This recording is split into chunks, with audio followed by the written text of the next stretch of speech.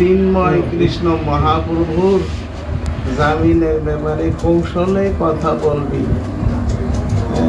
বলবি যে তাকে আগে রাখা ঠিক হচ্ছে না।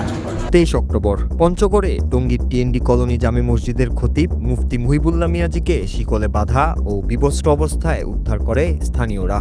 এই অপহরণ ঘটনা দেশের গণমাধ্যমে আলোচনার কেন্দ্রে চলে আসে, যার শুরুটা ছিল বেশ নাটকীয়।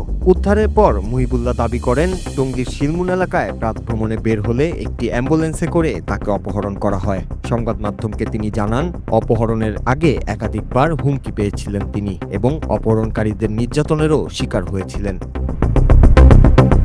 কিন্তু কিছুদিনের মধ্যেই ঘুরে যায় গল্পের মোড়। সামাজিক মাধ্যমে ছড়িয়ে পড়া কয়েকটি সিসিটিভি ফুটেজে দেখা যায়, যেখান থেকে অপহরণের দাবি করা হয়েছিল সেখানে ঘটনার সময় কোনো অ্যাম্বুলেন্সই যায়নি, বরং দেখা যায় মুহিবুল্লাহ নিজেই একটি অটোরিকশায় করে যাচ্ছেন। পুলিশ তথ্য প্রযুক্তি ও সিসিটিভি ফুটেজ বিশ্লেষণ করে জানতে পারে, ঘটনার দিন অর্থাৎ 22 অক্টোবর সকালে তিনি ঢাকায় ছিলেন এবং দুপুরে গাবতলী থেকে টিকিট কেটে বাসে করে যাত্রা শুরু করেন পঞ্চগড়ের উদ্দেশ্যে।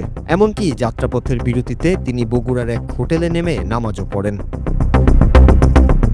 পুলিশের জিজ্ঞাসাবাদে মুফতি মুহিবুল্লাহ শেষ পর্যন্ত স্বীকার করলেন, পুরো নাটকের মূল চরিত্র তিনি নিজেই। নিজের পায়ে শিকল লাগানো থেকে শুরু করে উদ্ধার পর্যন্ত সবই তার নিজের করা। তিনি জানান, সেদিন হঠাৎ হাঁটতে বেরিয়ে দিগ্ভ্রান্ত হয়ে পড়েন তিনি। এরপর একে একে বিভিন্ন গাড়িতে উঠে পৌঁছে যান পঞ্চগড়। সেখানে ঠান্ডায় কাঁপতে কাঁপতে একটি শিকল কুড়িয়ে পান, আর কোনো ভাবনা ছাড়াই তা নিজের পায়ে বেঁধে শুয়ে পড়েন। এক পর্যায়ে আমি শুয়ে পড়লাম, ঠান্ডায় খুবই কাতর হয়ে গেলাম। এরপরে কতক্ষণের জন্য আমার ঘুম আসলো। এরপরে সকালে লোকেরা আমারে হসপিটালে নিল। আমি দেখি যে আমি পঞ্চগড় হসপিটালে আছি। চতুর্দিকে আলেম ওলামা আসলো। এ ঘটনায় টঙ্গী ও আশেপাশের এলাকায় ব্যাপক চাঞ্চল্যের সৃষ্টি হয়েছে। কেন এমন অভিনয় করলেন একজন ধর্মীয় ব্যক্তিত্ব, সে প্রশ্নের উত্তর এখনো অজানা। পুলিশ বলছে, মুফতি মুহিবুল্লাহর ব্যক্তিগত ও মানসিক দিকগুলো খতিয়ে দেখা হচ্ছে। মানুষ এখন শুধু জানতে চায়, এটি কি কেবল এক বিভ্রান্ত মুহূর্তের ফল, নাকি এর পেছনে লুকিয়ে আছে আরো কোনো অজানা বড় কারণ।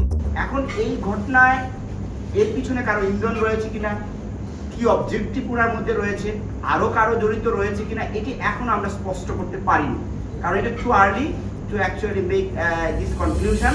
তো আমরা চেষ্টা করছি যে পুরো বিষয়টা খতিয়ে দেখে ওনার বক্তব্যটা কতটুকু মানে সঠিক। তিনি বারবারই একটা কথা বলছিলেন যে আমার উনি শারীরিক অক্ষমতাকে দায়ী করেন, যে আমার শারীরিক কিছু সমস্যার কারণে, মানসিক কিছু সমস্যার কারণে আমি এই ঘটনাটা করেছি। কিন্তু স্টিল আমরা মনে করি জিনিসটা অবসকিউর, এখানে কারো ইন্ধন আছে কি নাই এটা আমাদের কাছে স্পষ্ট না।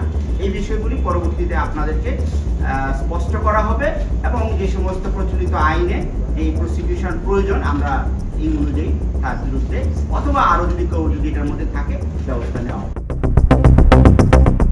নূর Raju, Bangla TV news desk.